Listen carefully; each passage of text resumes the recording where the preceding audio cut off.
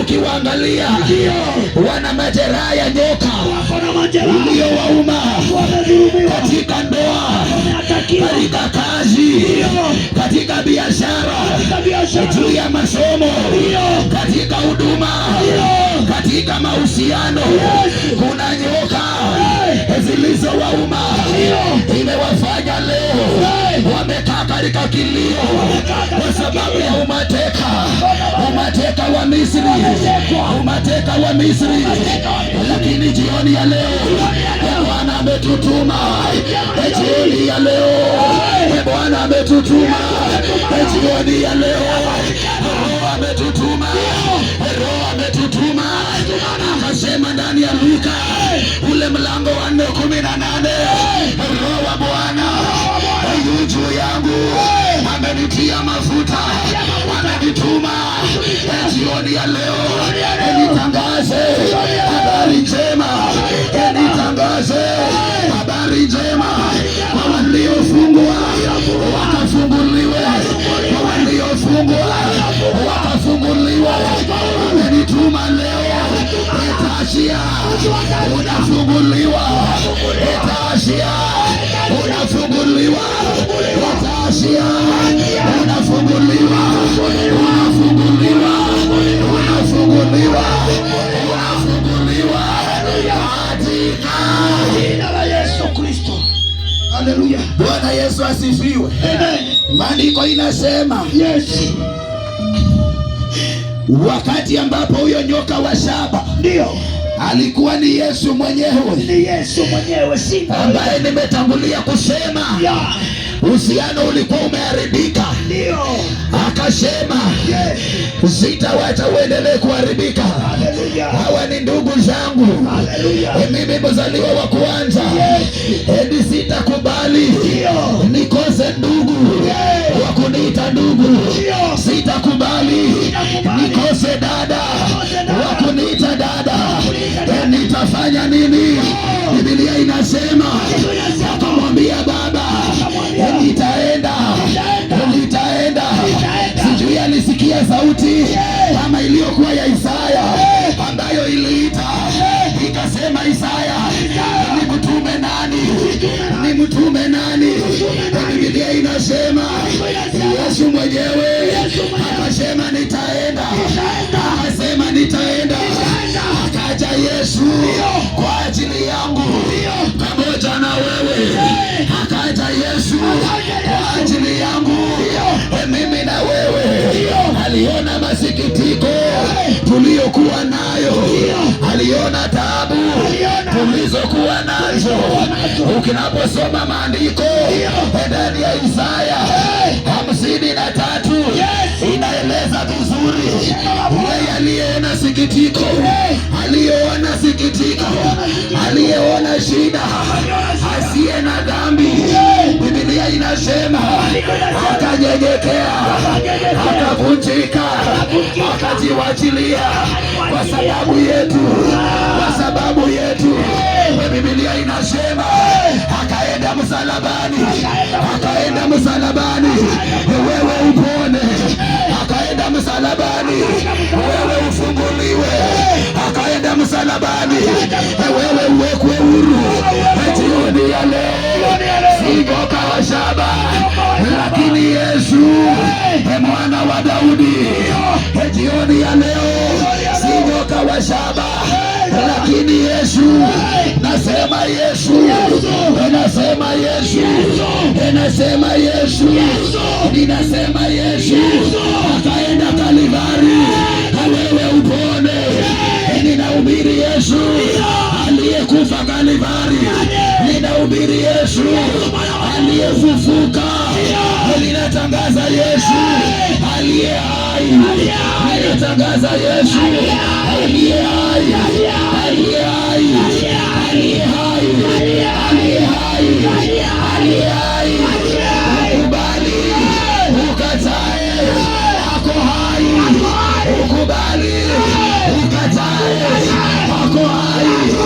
Ukubali, ukatae, ako hai, ako hai, ako hai, ako hai, ako hai, ako hai.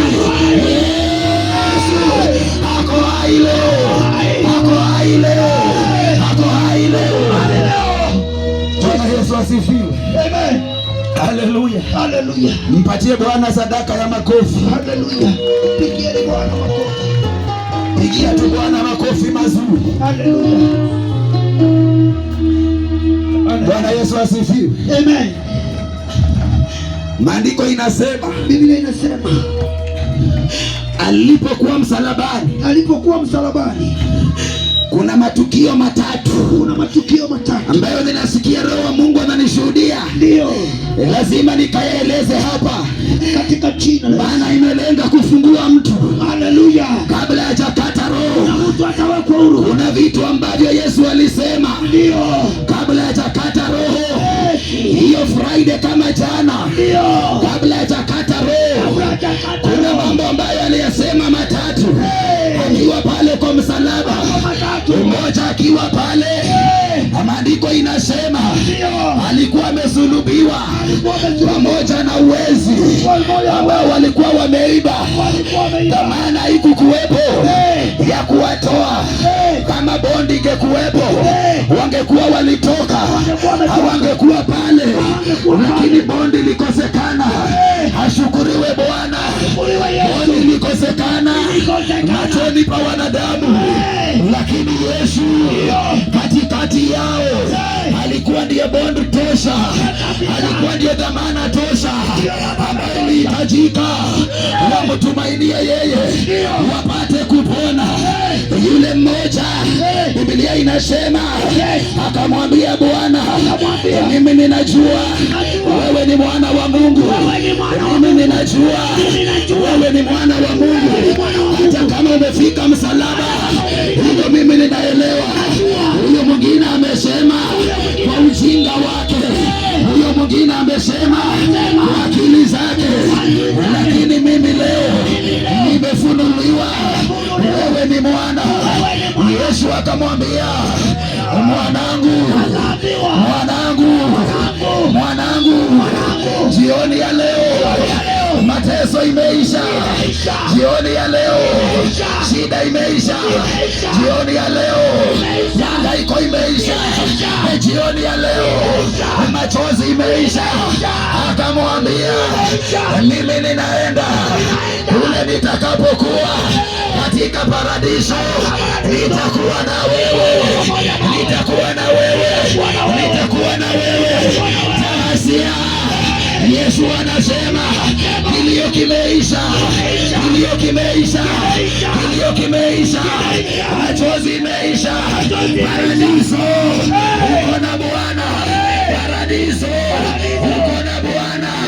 Shangilia Yesu. Haleluya, haleluya, haleluya. Jambo la pili, waliomweka kwa msalaba, walikuwa wanajua kitu ambacho wanakifanya, mahali ambapo tumesoma. Ndio Biblia inasema yes, walichukua kibao wakaandika Kiebrania Enrai. Yes, Enrai. Maana yake nini? Walitafuta vile ambavyo wanaweza tafuta makosha. Yes. Maana kila popote walipoenda, akiwa katika mkutano, yes, walishindwa vile watakavyompata. Yes. Lakini kwa sababu wakiwa mbele ya Herode, wakati Pilato alikuwa amenawa mikono, akasema mimi sioni hatia, wenyewe muamue. Kabla ya hiyo matukio, ninaona wengine walisema Yesu ametuponya, Yesu ametukomboa, Yesu ametutoa katika umateka. Lakini walioshangilia Yesu, waliotembelewa na Yesu, ndio walikuwa wa kuanza. Wakasema Barnaba achiliwe, Barnaba achiliwe, Barnaba achiliwe, Yesu asulubiwe, Barnaba achiliwe, Yesu asulubiwe. Ilikuwa kwa nini? Dhambi zetu zilibadilishwa kwa utakatifu. Dhambi zetu zilibadilishwa na utakatifu. Kukataliwa kwetu kulibadilishwa na utakatifu. Maandiko inasema wakamtoa Barnaba, Yesu akasulubiwa. Wakamtoa Barnaba, Yesu akasulubiwa. Yesu akasulubiwa. Yesu akasulubiwa. Jioni ya leo, jioni ya leo, nasema jioni ya leo ni Yesu peke yake. Jioni ya leo ni Yesu pekee. Nasema Yesu pekee. Nasema Yesu pekee. Huyo ndiye mwanaume tosha ambaye anaweza. Huyo ndiye mwanaume tosha ambaye anaweza. Wanaume mliopata nyinyi mabinti, hao si wewe wawezi wakawafaa, lakini ukimpata Yesu pamoja na huyo uliompata, wewe umekamilika. Wewe umekamilika. Wewe umekamilika. Wewe umekamilika. Yesu pekee ndiye njia, ukweli na uzima. Akaambia Tomaso, hamuwezi ona mahali Baba alipo, maana hamjui njia. Njia ni mimi. Njia ni mimi. Njia ni mimi. Lazima niende ndio mjue njia. Lazima niende ndio mjue njia. Ameenda Yesu ndio tujue njia. Ameenda Yesu ndio tujue njia. Ameenda Baba ndio tujue njia. Yesu, Yesu, Yesu, Yesu.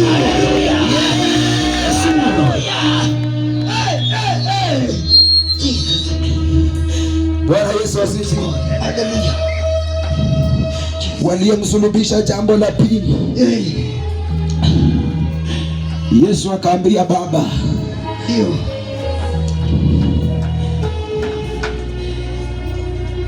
ukisoma hiyo Luka mahali ambapo tumesoma verse number 47, maandiko inasema then Jesus cried a loud voice, na Yesu akalia kwa sauti kuu, Eli, Eli, Eloi, lama sabakitani. Yes. My Lord, why have you forsaken me? Akamwacha Bwana kwa sababu ya dhambi alizokuwa ametubebea. Akamwacha Baba kwa sababu ya vitu vyetu ambavyo alikuwa amevibeba. Lakini jambo la mwisho, amepigwa mijeledi, amechoka. Taji ya miba imewekwa kwenye kichwa chake. Mkuki umechomwa kwenye ubavu wake. Lakini anasema lazima nikamilishe. Lazima nikamilishe. Mahali Mary alipo, kwa maji itakayotoka katika ubavu, ya kwamba yeye apate kupona. Mahali Yohana alipo, kwa sababu ya taji ya miba kichwani, ya kwamba yeye apate kupona.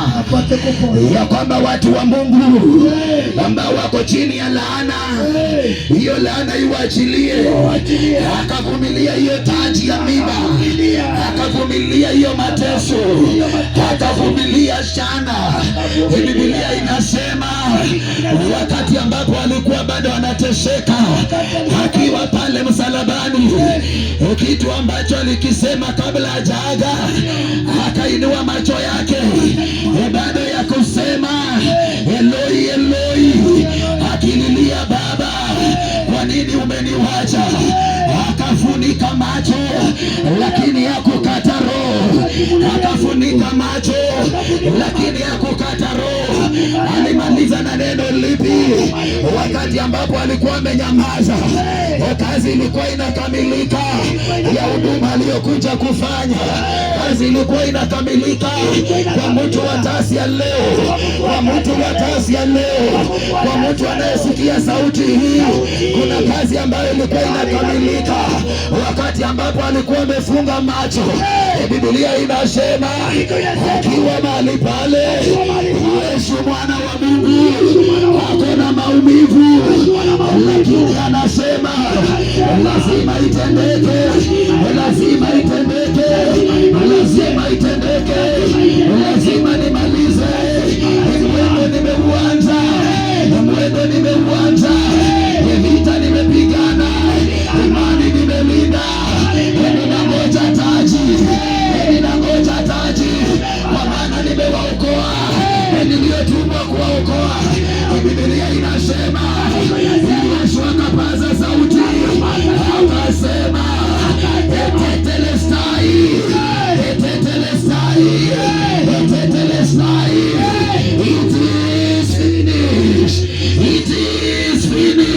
imeisha, imeisha, imeisha.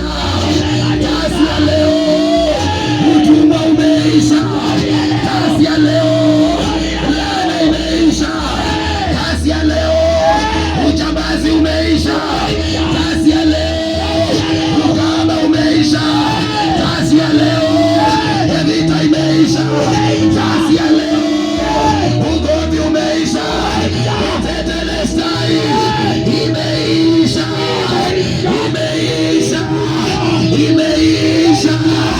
Wachawi waliomo imeisha, waganga waliomo imeisha, imeisha, imeisha, imeisha. Musa akasema waachilie, waachilie waende waniabudu, waende waniabudu. Ndivyo alivyotumwa, lakini Yesu anamaliza, anasema imeisha, imeisha, imeisha, imeisha. Jioni ya leo imeisha. Aliyenileta ni mwaminifu. Wapendwa, leo singekuwa hai, wapendwa, leo singekuwa hai. Alinitoa Loitoktok mahali ilikuwa nikufe. Vita vikali tulivyopigana, uadui ulioinuka, uadui ulioinuka amenituma leo kwa alama za visu. Niko hapa nikuambie imeisha, imeisha, imeisha. Mtu shangilia kwa maana imeisha. Haleluya, haleluya. Bwana Yesu asifiwe. Songea mahali hapa kama uko mbali.